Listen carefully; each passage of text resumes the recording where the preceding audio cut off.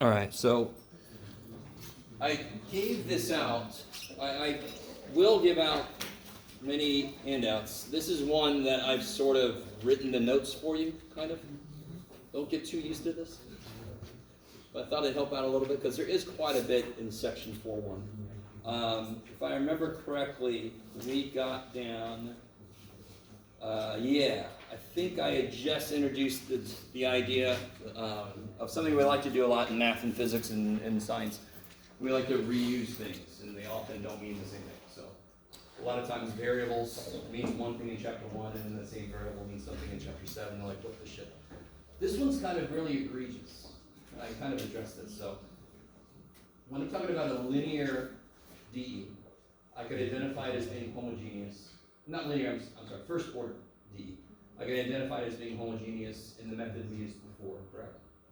When I'm talking about an nth order linear DE, the word homogeneous specifically means it's equal to 0. Here's a look.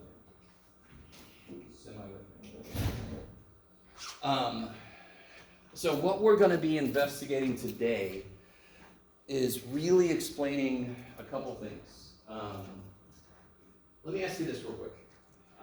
If I have a polynomial that starts off as x to the 4th plus 3x squared plus blah, blah, blah.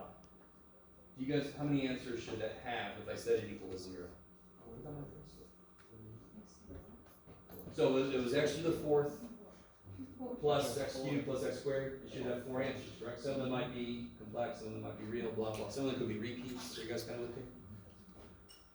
It would be really, really nice if there was a similar idea with DEs, because they're kind of, I don't know if anybody's thought about this, but we're going to start to slowly learn how to solve these higher order DEs. And how do I know when to stop? Do you kind of see what I'm saying? Like if I find one answer, how do I know that's it? You with me? So if I have an x to the 4th and I find one answer is 3, if it's not a multiplicity of 4, I have not found all the answers. Is that? And the only way I would know that I have to keep going is because I know to expect 4 answers. Does that make sense? You all kind of get a feel for what I'm saying?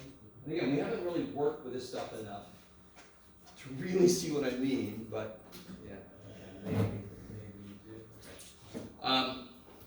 So I want to, there's a couple things I want to introduce first, that's true. That'll make it easier to work with some stuff we're going to work with in a minute. So up here, I've just defined homogeneous as if I have a linear nth order ODE that's equal to 0. And it's really good to just have sitting somewhere next to you the general form of the type of DE that we're talking about, correct?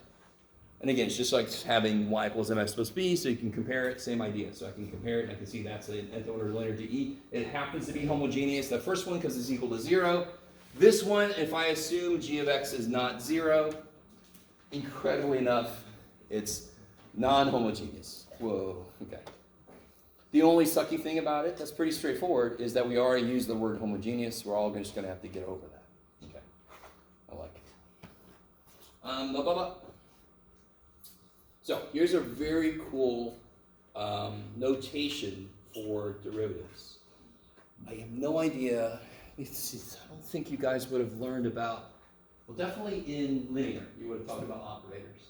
Has anybody ever heard of operator in terms of mathematics? Not like way back in the day. Hello. You guys kind of with me? The word operator, you guys know what that means? So it's like a level above function. An operator could have many functions within it, but it applies to something. So for example, if I define D by itself, and I really have to be more careful here. I try to be more careful, but I really wasn't, obviously. If I act on, can you guys add that in there? I kind of suck.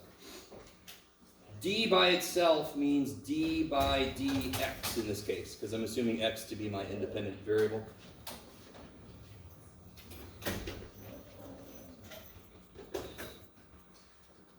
So d squared would be d by d squared dx squared. You guys kind of with me? So if I said, what's d squared sine x? What is that asking for?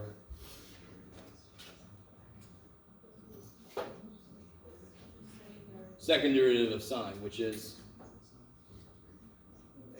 negative sign. Hello.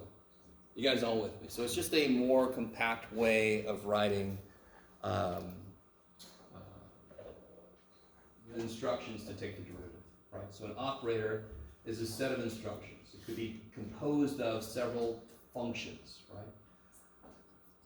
Everybody with me so far. So this and unfortunately we do call it big D notation. Yes. Is the y a subscript or is it? Oh, it's a function of, yes, d operating on y. So the way you would officially say this is d squared operating on sine x. Okay. Yeah. This is not d squared of sine x, this is d squared operating on. So they're roughly the same idea in terms of functions versus operators, but operators are sort of like a step up from a function. For the notation you used where it's like d is equal to y prime d squared, and you added the y's, is it the y that you added there, is that multiplying? That is, right? Here? Yes. Okay, so this would be, so if d is d by dx, so it's kind of inherent that it's missing something, Yeah. right? So dy would just be dy dx.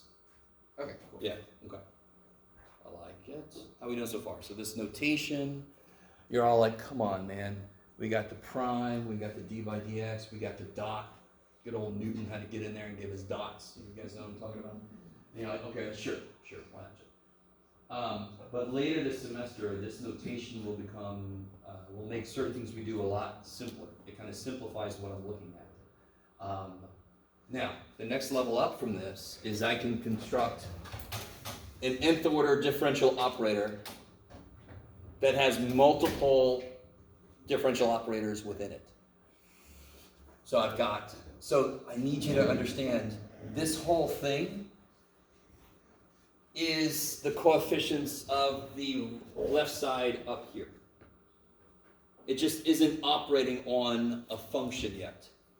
So looking at L, do you see if I say Ly, this little dude right here, understanding that L is this little dude right there is the way to write all of this mess here. All of this I can write like this because I've defined L to be this. So what does L do if I operate on a function with it? It'll multiply by nx, the nth derivative of that function, so forth. You guys kind of with me? So if I do L operating on y, it'll just put a y after each d. And if I write what d means, I'll end up here. So the reason we do this sometimes is to make it easier to talk about these bigger ideas. I don't have to write the whole damn thing out every time. That's one reason we do it. But the thing to realize, what is it about taking the derivative? One of the first things you learn, of course, is power rule. When you get past limits, right? And you all feel great, and you're like, thank God, we're not doing the limit definition anymore. But then you immediately learn that it is able to operate on plus minus parts independently. What do I mean by that? If I want to take the derivative of x squared plus 2x, I can just take the derivative of x squared and add the derivative of 2x, correct? Do you guys, well, it's up here, but it's kind of like why we call this L. But any operator that has that function that looks like it distributes, that's not distribution, of course, because when I take d by dx, I'm not multiplying. But it does look like it distributes, correct? You guys kind of with me? That's called a linear operator. Not every operator acts like that, of course, right? Like if my operator was sine of stuff, can I just distribute sine? If I had sine of x plus y, is that equal to sine x plus sine y? No. So if my operator was defined to be sine of stuff, that's not linear. Derivatives are inherently linear. So everybody with me? So if I have a operator defined using derivatives, it will be linear. Meaning, not only can constants come out and forth, but also it looks as if it distributes. We know better. It doesn't distribute. It's not multiplication, but it looks like it does.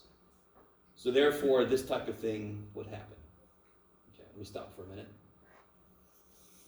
You guys semi with me. So again, part of this is just so I can write a lot of shit very compactly, which is a lot of mathematics, correct? In fact, all of mathematics is just learning all the shorthand that some other people came up with back in the day. We're like, we gotta learn what the hell they meant.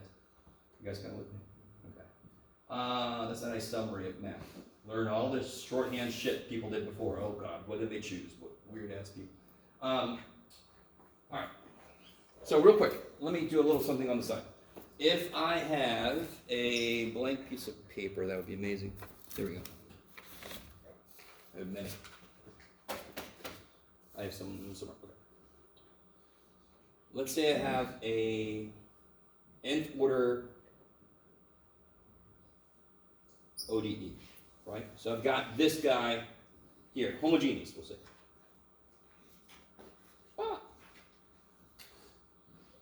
And I have a function y1 of x that is a solution.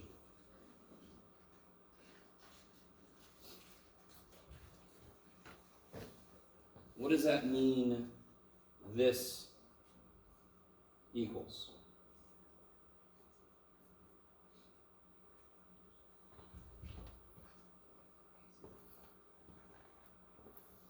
Now, don't overthink it. L represents all those instructions about what to do to a function, correct? What does it mean that y1x is the solution? What does that mean? If I plug it in, I'm going to get 0. So what is L of y1 of x? 0. Cool. You with me? You with me? You really with me? Okay. What if I have, and this is kind of capturing stuff we've already talked about, but just more formally. What if I have another function that also is a solution? L of y2 would equal, holy shit, all right, good. So, based on what we just said a minute ago,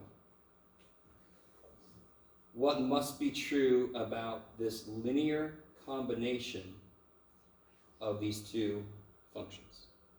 If we carry it through, can't this distribute? Right?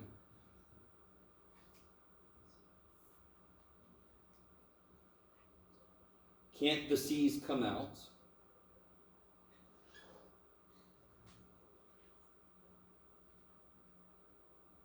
Okay, this is a long-ass way of saying something we've already kind of said, but we didn't fully prove it, right? The idea that now, what does that come out to be? 0. So this is the idea that we've already seen.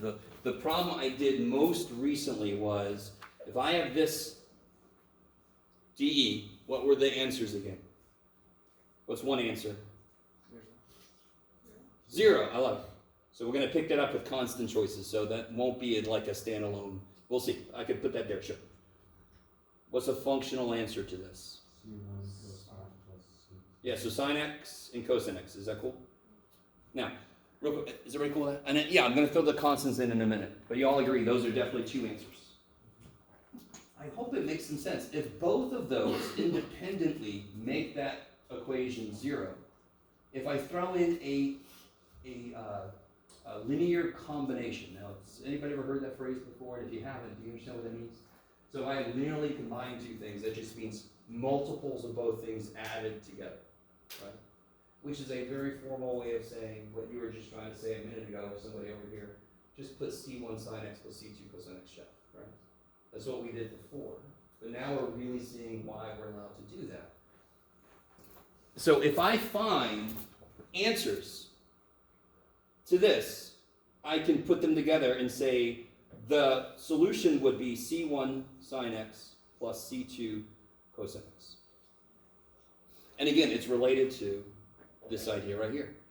This is something called the superposition principle. If you've ever taken any physics, you might have run across an idea of superposition of two wave functions, but it's kind of related to that. Yeah. Let me stop for a minute. Okay. Now, also. So if there's multiple solutions to that one differential equation, we can just add them together and do one equation. Exactly. If I get multiple functions that solve the equation, the DE, I can just add constants, constant multiples of them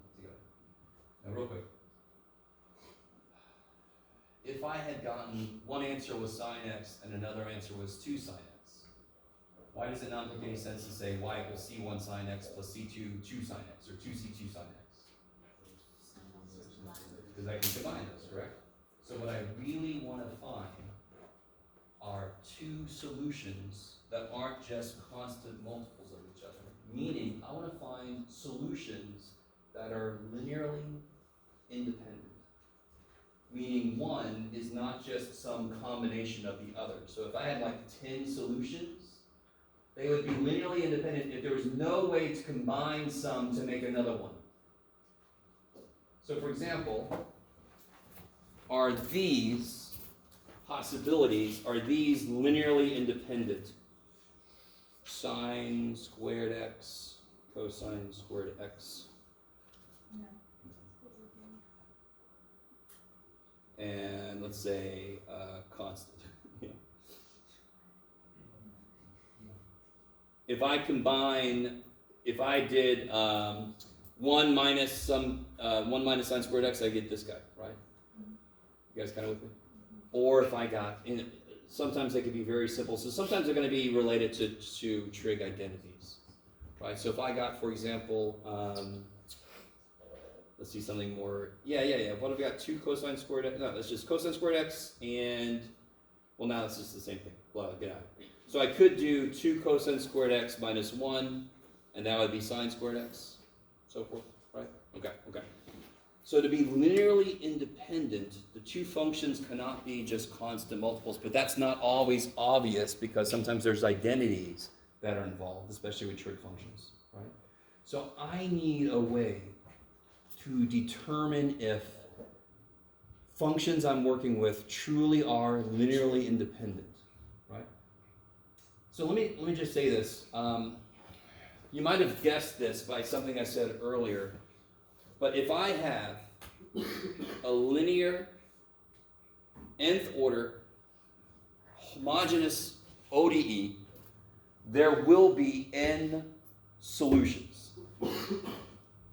If you haven't found n linearly independent solutions, have you found all of the answers? I need you to. So if I found 10 answers, but 2 of them were just constant multiples of each other, I haven't found all the answers yet, because that's really just one answer. I just read it twice. Does that make any sense? This is kind of giving us a target. And to be honest, this conversation about linear independence is going to help us find new solutions when the problems get harder. Just knowing that an answer needs to be linearly independent from some other known answer, we're going to develop a way to get another answer based on that. That's actually in the very next section. Yeah. And then for certain linearly independent? Say again? Will we know that the 10 solutions are for certain linearly? That's what we're going to have to check. So we're going to have to develop a way to reliably check functions to see if they truly are linearly independent. Are you guys? Yeah. Yes. X minus squared. X minus. Like x minus 1 squared, right? Yeah. So x would equal 1, but then it's to the second power. What X would would that- equal 1. So we got x minus 1 squared, right? Sure. And 4 without, it becomes polynomial x squared, right? X squared Yeah. minus 2x plus 4. Yeah. So that could be one solution. There would be one solution to Yeah. that, right? Yeah. There would be 1 equals x. Is there something like that for? No. Careful. One equals x doesn't make sense. Solutions for us are always going to be functions, right? Okay. I'm not setting the function itself equal to 0. I'm trying to make a DE. So what's really weird about all DE is answers are functions. Right? You with me? So I'm never taking the functions that would answer to D and setting them equal to 0. That would be Okay. earlier. So now our answers are functions. Yeah. Like an example, like, what would be an example of this? Say again? Like, what would be an example of like a form of an answer that we see? So we've seen several.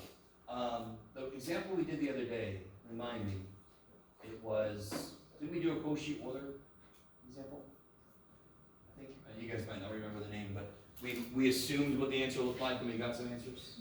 All right. And I kind of did that with you a little early, but, let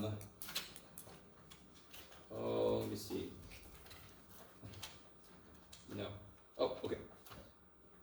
Let's see. I don't want to do that again. So we got two answers like x to the fifth and x to the negative 2. That's possible to get those two answers. So if it was a second order linear ODE, these might be all the solutions, and then I can write the actual general solution. Are these linearly independent? These two. Are these two linearly independent? What would you think? Are they off by a constant multiple? What would you do to x to the negative 2 to make it become x to the 5th? Because you multiply it by a number. You'd have to multiply by x to the 7th. I love it. So those are linearly independent. So one little thing that's going to come up later, I might as well write that right now. If I have two functions that are linearly independent, if they are linearly independent, then tell me this, can y2 divided by y1 ever be a number? If they are linearly independent, if I divide one by the other one, could the answer be a constant? No. If the answer was a constant, that means one is just a constant times the other one, that's linearly dependent. I can construct one function from the other function through constants. Does that make sense? If I had 3 answers, I could maybe combine multiples of 2 of them to make a third one. That would mean I only have 2 answers. Does that make sense? If anybody, and again, I'm sorry, I'm going to say this every now and again. If you've taken linear algebra, this makes a little more sense. Okay, because you're talking about linear independence in all kinds of different ways. If you haven't, I'm sorry, we're doing it right now. Can anyone tell me then what must be true? We know it can't be a constant. In fact, what did we say earlier? X to the 5th, x to the negative 2nd, or whatever it was? What did I have to multiply by? I have to multiply by x to the 7th, right? So if I take the ratio, the answer must itself be a function of x. So if I do have two functions that are linearly independent, when I divide them, I must get some other function of x. Right? So for example, sine and cosine. If I divide them, what do I get? Tan? Another function of x, correct? Tangent of x. You with me? That would be an example of two linearly independent. Now, what sucks is we're going to get answers that are not immediately obviously independent, right? But we're going to get to a point where we start to realize what to look for, and then we don't need this. We're going to develop a process, a test, that if you feed it some functions, it'll tell you if they are independent. That sounds very useful, yes? Even when we get to the point where we're like, I really don't need that because I can figure out, it's going to help us in a future, well, very near future, come up with a second solution if I already know one solution. So can you imagine there's a DE that you can just see a solution very easily? We've seen that already. It'd be great if there's a way that if I knew one answer, I can build on that to get another answer. That would kick so much ass. So the process we're about to go through will be used to help us do that. So even if you're like, I can kind of tell if they're independent, Jeff, I don't need your shit. Yes, we do. Does that make you guys with me? Okay. Just want to preempt some stuff that might happen. In order to get to the point where we're able to do this test, I need you to either remember or learn right now how to read when it's blurry, how to do a determinant of a matrix. Now again, this is where those of you that have taken linear, you are way ahead of the game, right? If you've not taken linear, you're sitting there going, good for those people. Has anyone ever worked, now, all of you should have worked with matrices at some point in your math careers. Is this not a true story? Well, don't, tell me it's not true. Tell me real quick, what's a matrix? Give me an example of a matrix, right? What's it look like? What could a matrix look like? Yeah, it can look like that, and then it's got 1, 2, 3, 4. Yeah, that's a matrix. Okay. So 2 by 2, which is what we call this, so I can identify the dimensions of the matrix by how many rows it's got, how many columns it's got. So that's a 2 by 2. Are you guys all with me? Anybody remember how to get the determinant of a 2 by 2? You would multiply the first and Yeah, so if I consider, so the shortcut for a 2x2, if I say it's always going to be in this form, the shortcut is AD minus BC. You guys with me? So it'll be 4 minus 6, that's negative 2. All right. Now, the way that some of you guys hopefully have used matrices was in solving systems of linear equations.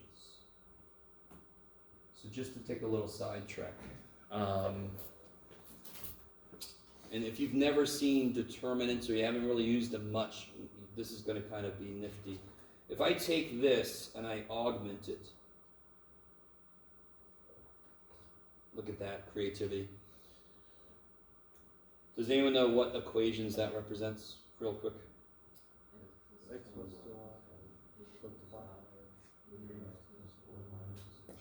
Okay. The fact that this determinant is not 0, does anyone know what that means about the solutions or the system of equations and their solutions? Say again? Yeah, it means they're independent from each other, which means that system of equations actually has an answer. Right? Real quick. By the way, does anybody, let me know, have you not worked with determinants really before that you can remember anybody yet? Okay. Don't worry, we're going to talk about it. We've all worked with systems of equations, correct? So very quickly, silly example. If I said I'm twice as old as you, which is probably true, and then I said you're half as old as I am, did I just give us 2 pieces of information? Think about it. Did I just give us 2 pieces of information? No, I just said the same thing twice. Way to go, Jack. Yay. So could you figure out either of our ages based on what I said? Could you? Careful. Twice as old as him, he's half as old as me. Didn't I just say the same thing twice? So when I have 2 unknowns, I must have 2 linearly independent pieces of information to figure them out. This feels a little bit like when I teach this to like pre-calc or whatever, it's about trying to figure out a murder. How many things do you not know when you figure out a murder? Many. So the more information you get, the more you can figure out. So roughly, the number of things you don't know, you need at least that much information to figure it out. If you don't know 7 things and you're only told 1 piece of information, you're not going to figure all those 7 things out, right? Unless your information is you were there and you saw him kill him. Then that's cheap. You guys kind of listen? So, if I wanted to know that a system of equations has an answer, I could just look at this matrix and see if its determinant is not 0.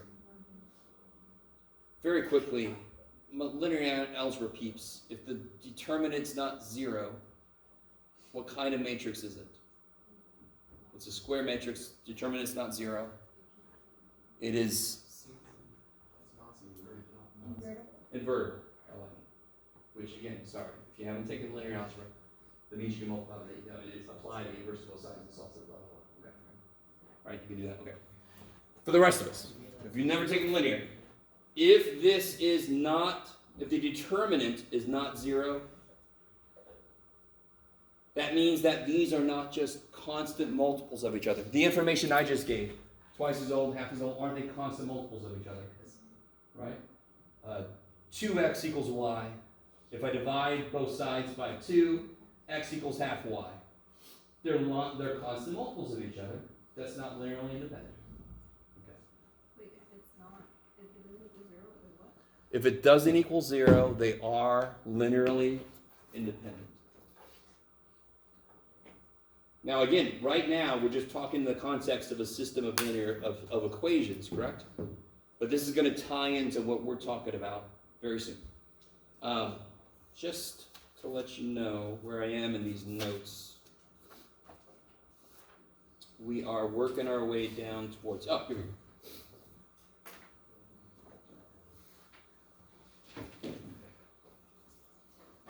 So really, before we even get to this weird-ass dude here,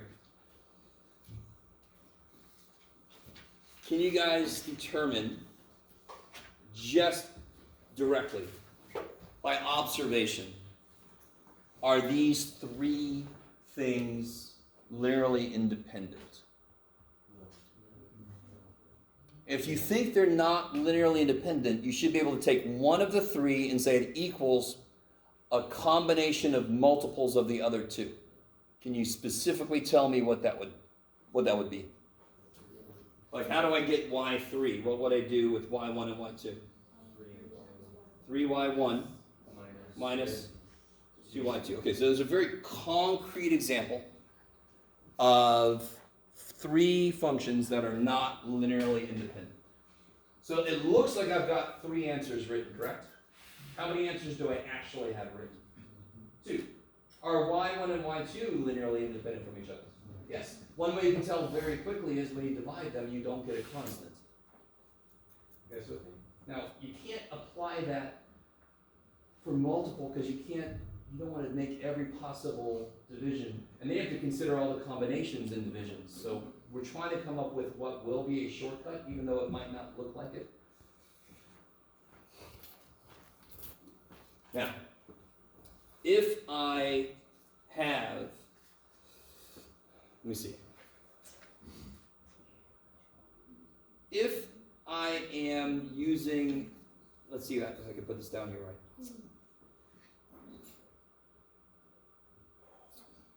Let's see. So if I have a linear, if I have a, what do you call it? A linear operator of differential, like an nth order homogeneous ODE. So I got L defined like I did before. And I want to tell if these guys in here are linearly independent. Blah, blah, blah, blah, blah. One way I can do that, and this is where this kind of sucks a little bit. Let me see if I got this right here. No, I don't. Damn it. Okay. So for example, if I know that y1 plus y2 plus y3 plus y4, for example, equals some constant.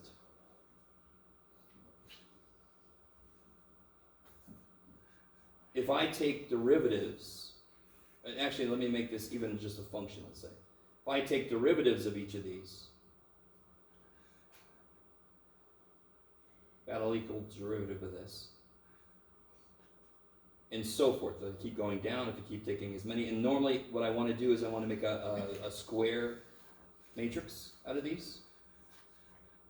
Y1 double prime plus so forth.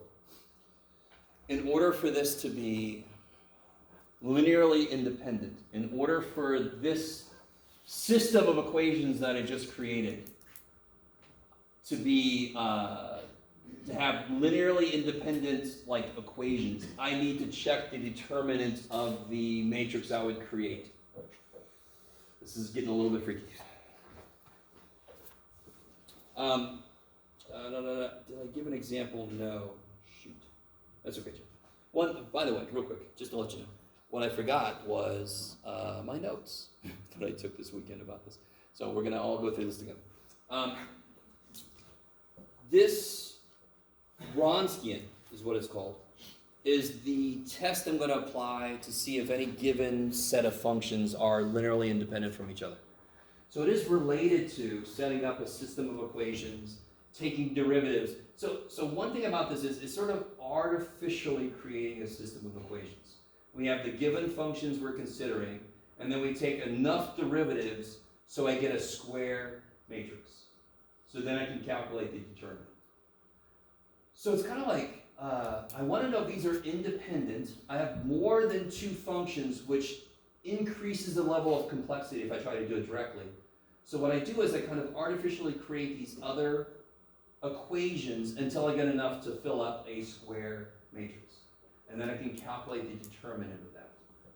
Now, I want to remind you guys about the shortcuts to finding determinants. So let's do this. Little side note.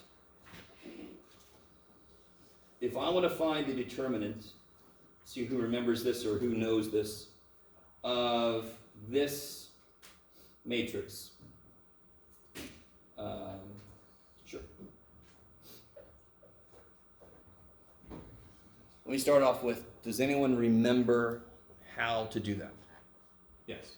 You gotta add the first two to the side of it, both are added. Oh, cool, okay, you know the shortcut? I love it. That's the shortcut I'm gonna develop in a minute. What's the kind of like the official textbook first way to do this? You gotta take the, how do I say, you gotta make mini matrices.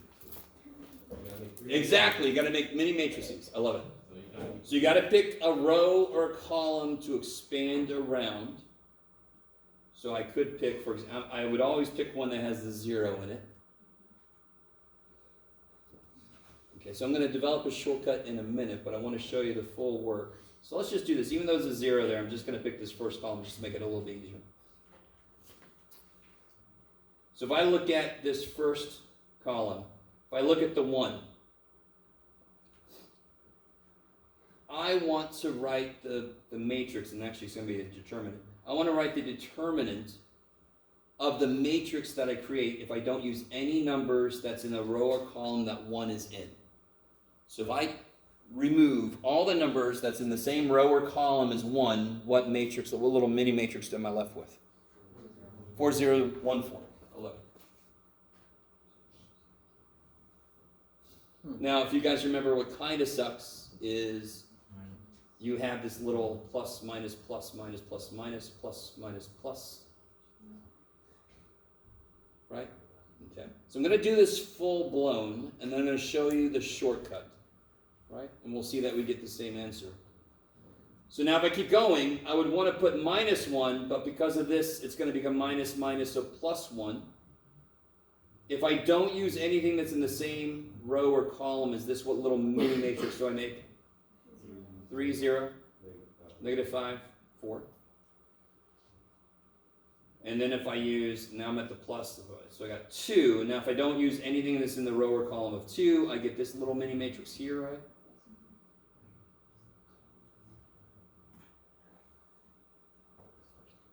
Okay, that looks horrible, especially if you've never done this before. I just want to show you the full blown, and then I'll do like you suggested back there. I'll show you the shortcut. So here, if I do like we did earlier, it would be 16 minus 0, so I get 16 times 1, right? This would be 12, and this would be 3 minus -20, so 3 plus 20, 23. So I get 28 plus 46, I get 74.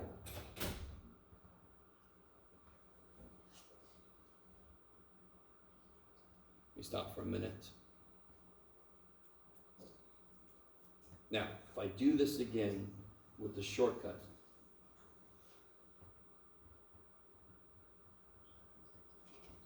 the idea of the shortcut is you repeat the first 2 columns next to this.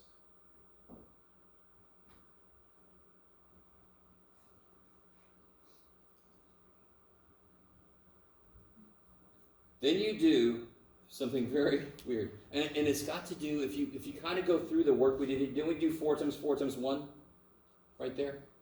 So that's part of the shortcut. You just do this, you do diagonals. That's my, I do it for I. Yeah. Uh-huh. So 4 times 4 times 1 is 16. And all the ones you go this way is going to be positive. All the ones you do this way are going to be negative. This is just a shortcut to what we did up here. So this is 16. This is going to be plus 0. And this is going to be plus 6. Am I looking at this right? Yes. And then I'm going to have minus negative 40, right? You guys kind of with me? 0, and I'm going to have minus negative 12. And I still get 74. So all the ones you do this way, you multiply and add. All the ones you do this way, you multiply and subtract. So why did I add? Because this was negative 40, so that becomes minus negative 40. This is 0, this is minus 12, so it becomes minus negative 12 is plus 12. That's a fantastic shortcut. Because the shortcut works no matter how big the freaking square matrix gets, which is really nice, right? And again, I know a lot of you guys haven't taken linear, but the idea is related to solving systems of linear equations. And how does that relate to what we're doing? The Wronskian is sort of taking all the functions we're considering and sort of artificially creating enough equations that I can find the determinant. If that determinant comes out to not be 0, then I have linearly independent functions. Right. Now, one thing I want to point out, this is kind of interesting. This is a huge mistake in the book. Just want to point this out. Yeah, I think I kind of went a little crazy with marking it out. So let y, and do they give a, no they don't, okay. Let y, all these be solutions of the homogeneous blah, blah, blah, blah, blah, then the set of solutions is linearly independent on I if and only if the Wronskian is not 0 for some x in the interval. Not for every x in the interval. So that's kind of a huge thing because they immediately kind of contradict what they just said. So it's kind of a huge typo. So let's do a freaking concrete example, dear God, Jeff. So we did a problem several times now. I'm going to do it one more time. Remind me what was the solutions we got for this guy again?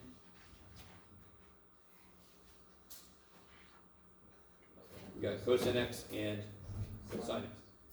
So if I want to construct the Wronskian, what I do is I write the functions under consideration, and then I do enough derivatives of them until I get a square, a 2 by 2, in this case, matrix. So if I had 3 functions under consideration, I'm going to have to take 2 derivatives to get a square matrix. So this one's kind of nice. What's the derivative of cosine? Negative sine. What's the derivative of sine? Cosine. Crazy shit. So what is that determinant? Cosine squared Cosine squared. minus sine squared. Careful. Minus negative sine squared. Is that cool? So it's AD minus BC. Plus. And of course, what is this? Freaking 1. All right. So is that 0 everywhere in an interval under consideration? No, it's always freaking 1. So are cosine and sine linearly independent functions? Yes. So if I had a second order, do we have a second order DE? Yes. And I've got 2 possibilities, and they are linearly independent. I know I'm done. I know I found all the solutions. Are you guys with me? So again, a couple things I wanted us to really get today was, how do I know when I found all the solutions, dear God? So the higher the order gets, the more possible solutions there are. And in fact, if it's nth order, you're going to have n linearly independent solutions. So you know to keep going until you found that many.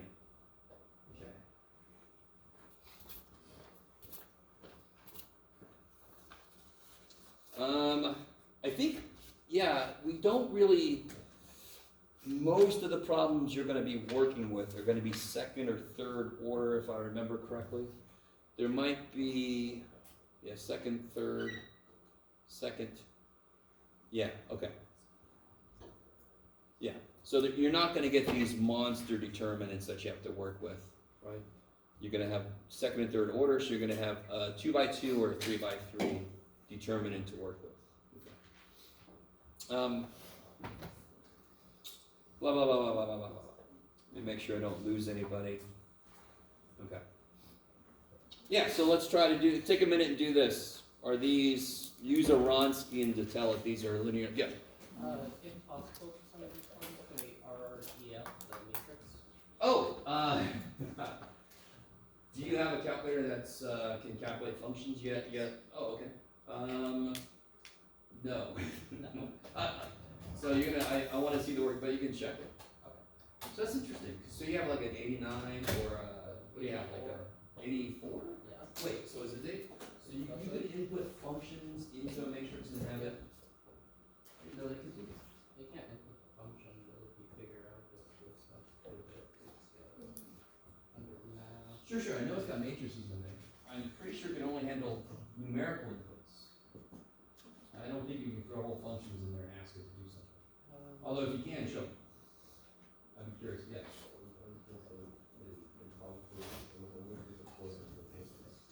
Yeah,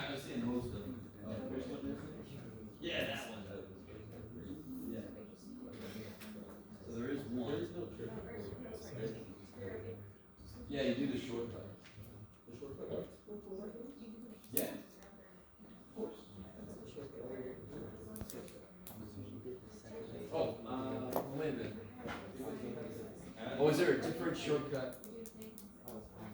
Alright, maybe it is a different shortcut. Yeah, you might be right. So there's one promise of fourth Yeah. order? Okay. And from what I I read. thought there was one promise of fourth order, most of them are second or third. Yeah. So you, at least with the fourth, you could do one step, I'm sorry. The three by threes, yeah, you can do the shortcut for those. That's what I remember. But I think you're right, you can't, it's not the same shortcut, it's a little more involved for like a higher order issues. Oh, I'm sorry.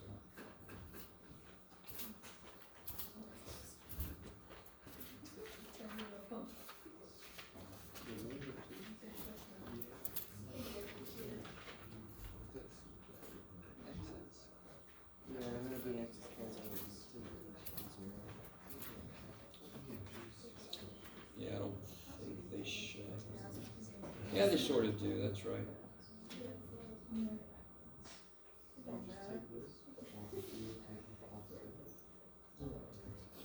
Yeah, okay.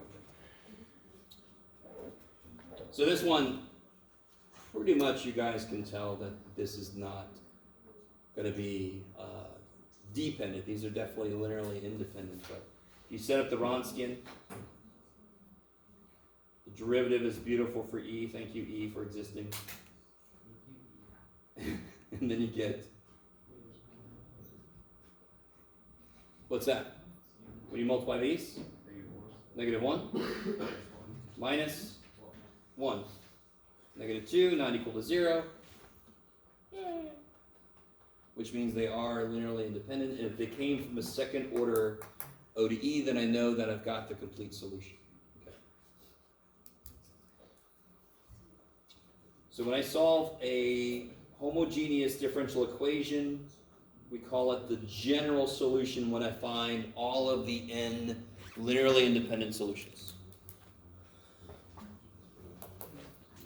Now, where things get more interesting is it's related to something we did the other day. This would be the same kind of way here, right? Did I define? Yeah, I did. Okay, good. Fundamental set of solutions is just these n linearly independent solutions. So guys, on example 6, the order is 2. I need to get 2 linearly independent solutions. If these 2 are linearly independent, then but again, just real quick. In general, if I said, are those 2 linearly independent, would you set up the Wronskian? If I just said, show me these are independent, would you set up the Wronskian? I would hope to God you wouldn't, because all you have to do is divide them. And if you divide them, you get x. If you put the second one on top, you get x. That's not a constant. That's all I need for 2 solutions. You with me? Now I want you to do a couple to get practice with the Wronskian. But if I just asked you, are those independent? You could set up the Wronskian, but why, right? They're not constant multiples of each other, so they are independent. Is that cool? And if I have a second order like I do, I know I've got all of the general solution. I've got the general solution if I combine those. So this would create the fundamental set of solutions, and then if I make all the linear combinations of these 2, that is the general solution to the homogeneous equation. Oh my God. Real quick, just reminding, if I plug all of that in to 4y double prime minus 4y prime plus y, it would make it equal 0, correct? That's important for when we start talking about the non-homogeneous. Non-homogeneous means what? Doesn't equal 0. Yeah, on the right-hand side is going to be some function of x, not 0. So here, we're talking about non-homogeneous now. So this means in the little shorthand that we've developed, I can write it like this. So this, again, just takes the place of that mammoth, huge expression here. Is all captured with L. Okay. So now I'm looking for, so this piece right here would be the solution to the homogeneous. So if I just took this piece right there and threw it into it, it would make it 0. Are you guys with me? So if I took just this piece, blah, blah, blah, and threw it in, it would make it 0. Correct? If I throw this piece in, it makes it equal g of x. This piece, the y particular, makes this actually come out. We actually saw this idea last time we talked. Can't remember the exact equation that I set up, but it had like equals 3 on the side or something. So let me see what kind of example I gave us here. Here we go.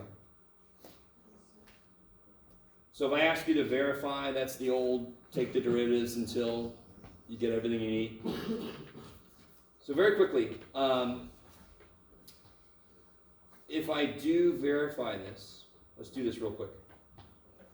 Y prime, of course, is holy shit, and Y double prime is crazy. So then if I throw this in, I get negative 4 times 1 plus the original equation. Oh, I left out. What did I leave out? X plus 2, Y prime is 1. So yeah, I get negative 4 plus the original equation. Wait a minute.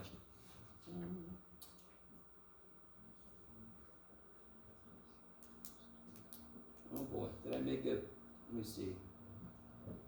X plus 2. Y prime is definitely 1. Y double prime is definitely 0. Let me see. Do I just have a typo in the problem? Maybe I do.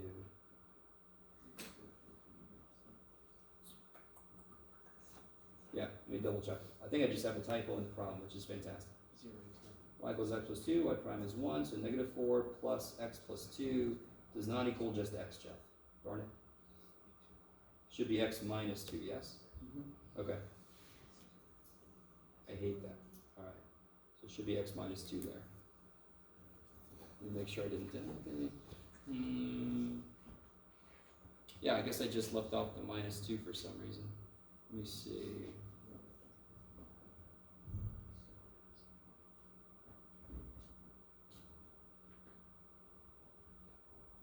Alright, well that kind of sucks.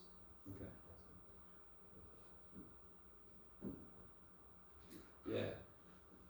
So verify that this is a particular solution, blah, blah, blah, blah. See example 6. Example 6 is up here, blah, blah. Okay, this is the one we did earlier. Yeah, here we go. Okay. So we did this one earlier. So I must not have meant a 2 there. I'm not sure why I left off the minus 2. It's okay, Jeff. So really quickly, this is a homogeneous equation. The solutions I found make it 0.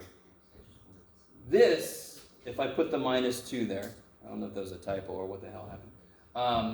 It's the same exact left side, but now I need it to equal some function, right? If I've already discovered the functions that make it 0, if I just add on the function that makes it become this side here, when I plug an x plus 2 in, doesn't it make this become x minus 2? If I add on top of that, so let me call this yp. Let me rewrite this more correctly.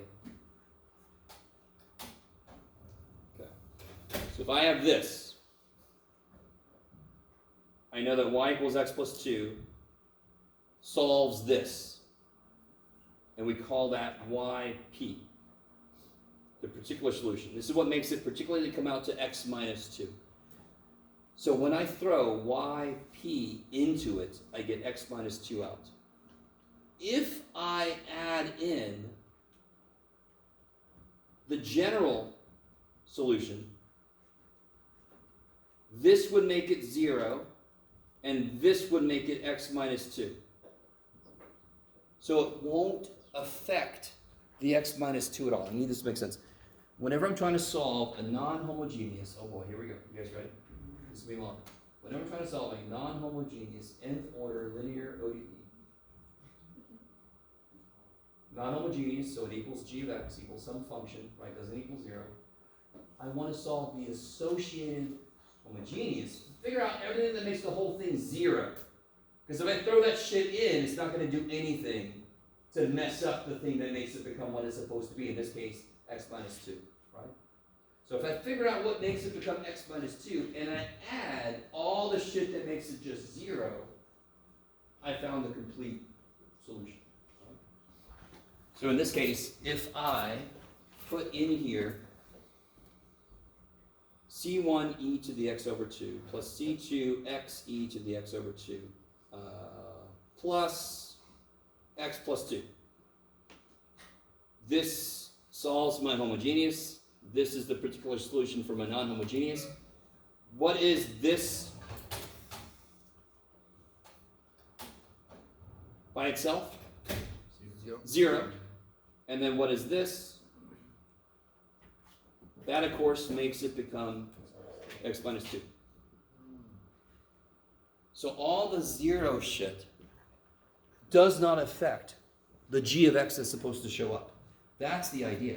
So if I'm given something that's non-homogeneous, I make the homogeneous, the associated homogeneous, I solve it. And then on top of that, I figure out what makes the function come out the way it's supposed to. Then the solution is going to be the combination of all that stuff. Now, real quick, do you guys notice something very important? So let me write this by itself because there's a lot of stuff on this page. The solution would then be c1 e to the x over 2 plus c2 x e to the x over 2 plus x plus 2. Does it make sense there's no c on that piece? If there was, then that wouldn't come out to be x minus 2 the way it's supposed to, right? That specifically makes it. That's one of the reasons why we call it the particular solution. It's not a family of solutions. It is the particular thing that makes the g of x work the way it's supposed to. Okay, I like it. Okay. Typos, I love them. And here's what I said earlier about this. This is basically rehashing everything I just said, just in a little more formal language.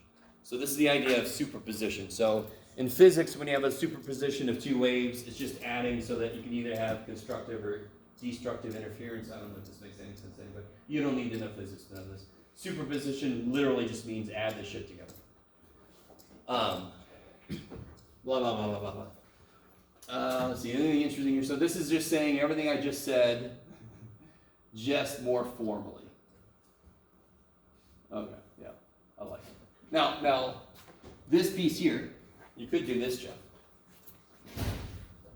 This piece here just says there could be several pieces to what makes it work to make it become the whole g of x. So let's see, let's do an example.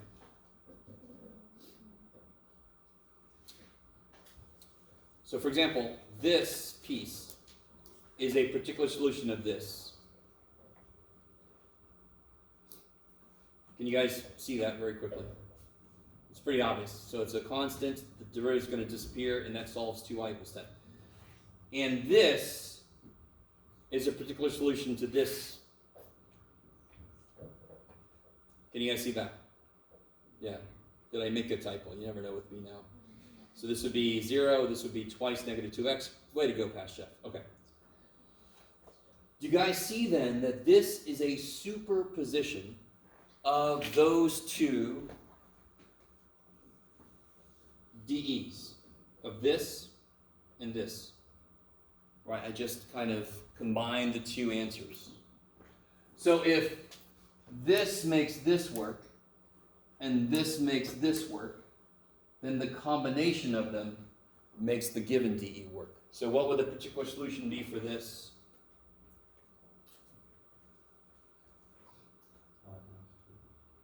Yeah, 5 minus 2x. I love it. Now, the thing that's a little frustrating right now, and again, some of you guys might remember the way that we sort of tackled this, but at the moment, we don't have a great way to solve this. For like what would the associated homogeneous DE look like for this? You just have to do what? What would the associated homogeneous DE look like for this? Yeah, I heard somebody say it. You just replace the g of x with 0. Can somebody figure out, do you guys, how could I solve this? What kind of function should probably work here? It's one step away from the thing we keep doing a million times. Right? This 2 sucks a little bit. Let me see if you guys are cool with this. If it was a 4, it would be sine 2x and cosine 2x because, well, let's see, is that true? 2, 4, yeah. If that was a 4, a couple derivatives, a 2 would come out, a 2 would come out, there would be 4. Do you guys see what I'm saying? Since it's a 2, can somebody figure out what it would be? It would be sine of 2x, x over 2, Sine or 1 over. square root of 2x. Real quick, what's the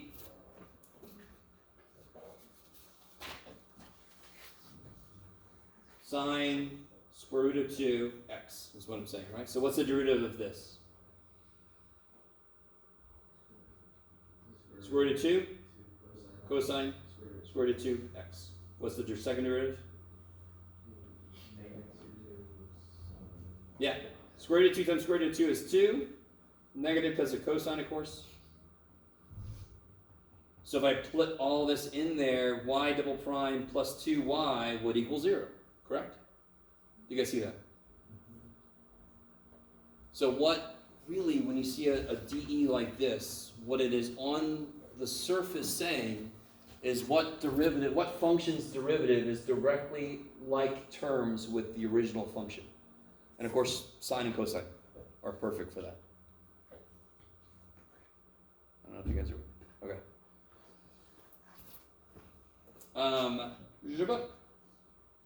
So how would you do this guy? You could just take it and break it up. What makes this work? What would be the constant solution for that piece? 8x plus 5. No. That DE, I'm doing exactly like I'm going to break it up into 2 DEs, each equal to one piece of that function, right? So the other one I'm going to look at is going to be this guy.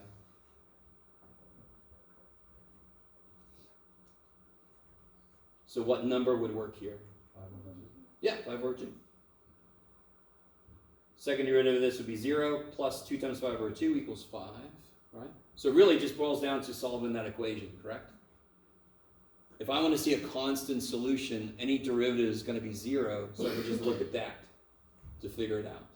You guys with me? So that is a constant solution to this. Who's got an idea about what this would be? Kind of the same way. I want you to realize, yeah, say it again. 4x. Because second derivative for a constant and for a linear is going to become 0, correct? If I take the second derivative of a linear polynomial in x, it's going to go to 0. So I can just do this again. So it would be 4x. So what is the solution? What is the particular solution to that DE? 4x plus 5x, 11. Kick ass.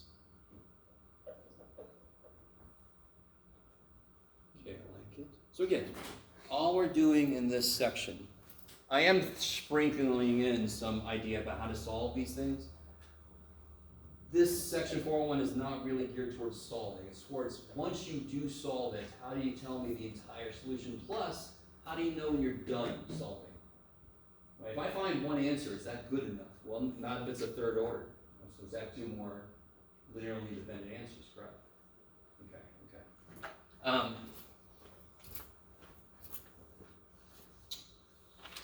Cool. Professor? Yes. For the part A, the answer in the end would be the -2, or would be the sine of Oh, yeah. x So plus the particular solution, right? if you want to know the whole solution to this one, it would be sine C1 sine square root of 2x plus C2 cosine square root of 2x plus 5 minus 2x. And again, that's me doing a little extra. And you're all like, dude, you're always doing extra. Okay. So a couple little things about where we're headed Let me see if I wanted to say anything else. Oh, I did want to say this. Let me hit you up with this. Okay. If I'm in 2 dimensions, right? Number one, how am I breathing? I don't know. So if I'm in 2 dimensions and I have you guys all work with vectors? If I have a vector in 2 dimensions, don't I need, like, you guys know what I hat and j hat are? Okay, so I hat's like the x-axis, j hat. So if I want to construct a vector, I need 2 building blocks, correct? If I'm in 3-dimensional space, I need I, j, k, yes? I need 3 building blocks. And of course, in 3-dimensional space, the points have 3 parts to them. So I could do 3i plus 2j plus 3k is 3, 2, 3 in 3 space. Is that okay? The neat thing about an nth order differential equation requiring n independent is it's kind of related to that. The solution, you can consider it having n axes that are like your orthogonal axes, right? I don't know if it's cool. 3-dimensional space has 3 axes, right? N-dimensional space has n axes. They're not exactly representable in our 3-dimensional system, but still.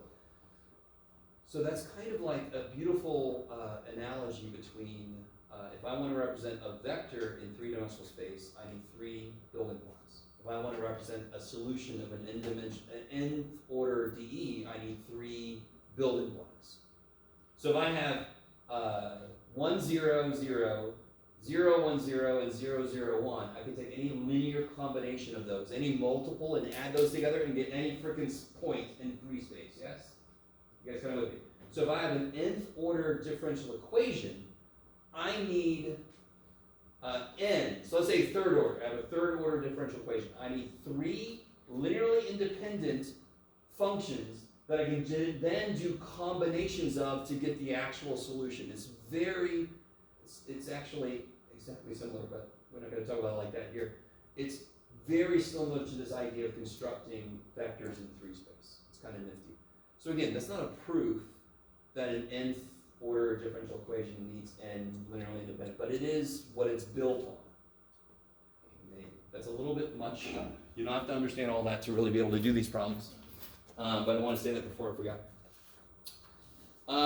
Where we're headed, I do want to do this real quick. I don't know if any of you guys ever do this, but so if I have a 2nd order differential equation, linear differential equation, right? Homogeneous.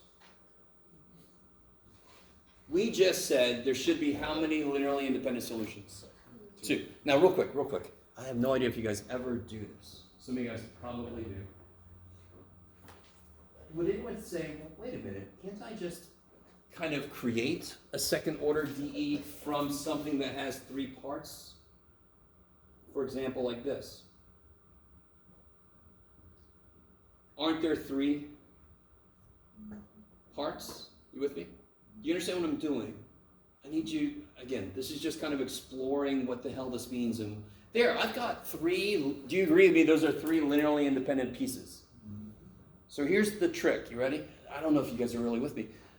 If I start with 3 linearly independent pieces and I try to construct a 2nd order, and Waller said there's supposed to only be 2, you're like, well, wait a minute.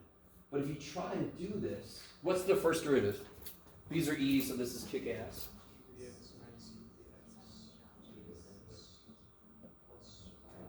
And the 2nd derivative?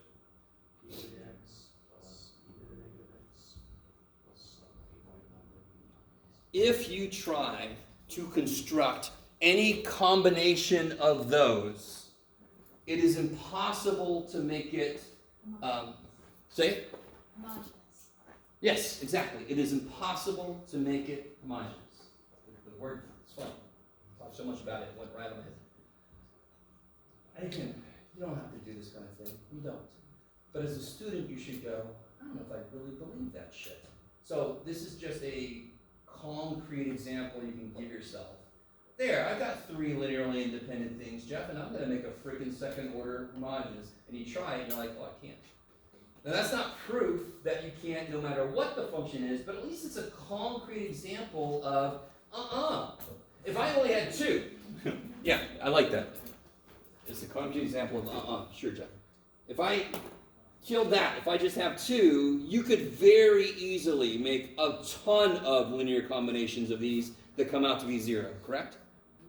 Not a proof, but a feeling out of the idea, right? You guys kind of with me? Not really. Even if you're not, this is all side notes. Okay. So where we're headed is somewhere intriguing. Section 4.2. The name of the section is interesting. It's called Reduction of Order. And just to lay a little bit of groundwork, I know we're just about out of time. If I have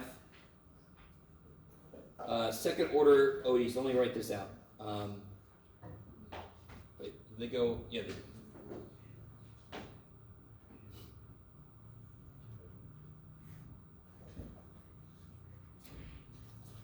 Second order linear homogeneous differential equation. And I know by observation or by some other method of solving that we're going to learn later, I know one solution is y1 of x. Can anyone tell me anything about what must be true? Well, first off, how do I know I'm not done? Because I have that too. Okay. What must be true about the second dude? What's the only thing we know must be true about the second solution? Must be linear. That's right. Must be linearly independent. Which means that whatever y2 is, when I divide it by y1, I must get a function of x. And they really love the u's, which sucks because it looks like a mu and all that stuff. So that means I can assume then that y2 is some function times y1. So we've seen this kind of thing. And again, do you guys follow the logic of this? If I know one answer, so that means we're going to have to know one. So later we're going to learn a method to solve some, and the first step is going to be easy. We're going to get an answer, and the second step is going to involve doing exactly what we're about to do. So it's not like y1 magically falls on our head. Very often we can solve for 1, but then we use the method we're going to learn here to get the second one. You guys kind of with me? And of course there's like higher order shit to get a third one if there is. We've done substitutions like this before. Next time we'll go through the beautifully painful throwing this in, seeing what that leads to, and developing finally just a straightforward way to figure out a second solution given the first solution. So real quick, one last thing I want to say, very quickly, sorry. If I had this equation, here's the whole title of this. This is what makes sense about reduction of order. What's the order of this equation? Second. When I take a derivative, don't I get a function? It's a function in its own right. The derivative of x squared is 2x. 2x is a function in its own right. I have no idea why it's like that. If I say y prime is the function g, doesn't this become g prime plus g? Isn't that a first order differential equation that we have methods from chapter 2 how to solve? Right? So that's reduction of order. When I make that substitution here, when I do this, the resultant DE is going to be reducible to first order. Kind of makes sense. If I have a higher order DE, one thing I want to do is, if I can only make that a first order, I got all kinds of shit I can throw at that. I got exact, separate, and all this shit. Right?